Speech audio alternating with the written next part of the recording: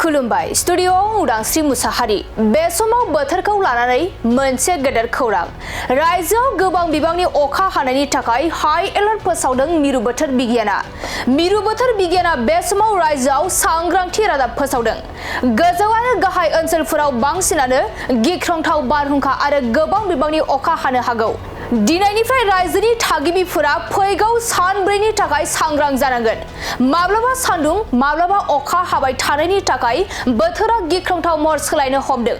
मिरु बोथोर बिगियाना बे समाव अखा आरो बारहुंखाजों गिख्रंथाव महर लानायनि थाखाय रायजोआव हाई एलार्ट फोसावदों रायजोआव गोबां बिबांनि अखाजों लोगोसे बारहुंखा सारअन्थाइ फैनो हागौ मिरु बोथोर बिगियाना गासै मोन 14 जिल्लाफोराव येलो एलार्ट फोसावदों आरो मोन 3 जिल्लाफोराव अरेन्ज एलार्ट फोसावदों गोबां माखासे ओनसोलफोराव गोबां बिबांनि अखा हानायनि थाखाय गोबां सुबुंफोरानो दैबानानि जेंनाजों भुगिनानै दं जायनि जाहोनाव मिरु बोथोर बिगियाना मोन 14 जिल्लाफोराव हाई एलार्ट फोसावदों मिरु बोथोर बिगियाना माखासे रायजोआव एलार्ट फोसावनाय बायदिब्ला कक्राझार चिरां नलबारि आरो उदालगुरिजों लोगोसे गोबां जिल्लाफोराव मिरु बोथोर बिगियाना हाई एलार्ट फोसावदों आरो मिरु बोथोर बिगियाननि बायदिब्ला बे हाई एलार्टआ फैगौ सानब्रैसिम रायजोआव गोहोम गोग्लैनो हागौ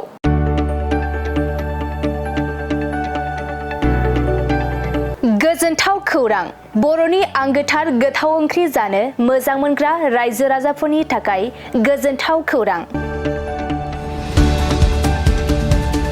बर'नि आंगोथार ओंख्रि जानो मोजां मोनग्रा रायजो राजाफोरा बे गोदानै खुलिनाय लाइजौ हटेलाव हाबफैनो हागोन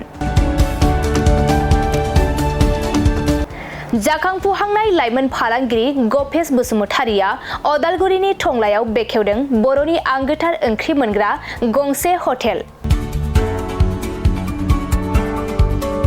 उदालगुरि जिल्ला टंलानि मिउनिसिपाल बर्ड मावख'नि साखाथियाव गोदानै बर'नि गोग्गो जानाय आदारनि गंसे लाइजौ मुंनि हटेल बेखेवदों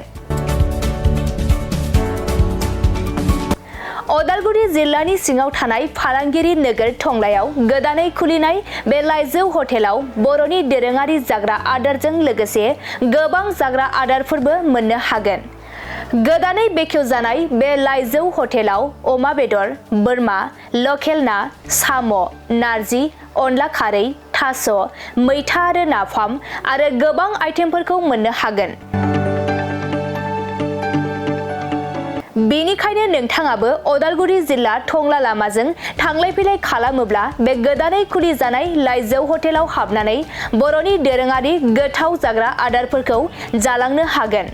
आरो नोंथाङा नैबे 9101758967 जानबुं नम्बरनि गेजेरजों खौरां लाहरनानै आबुङै मिथिना लानो हागोन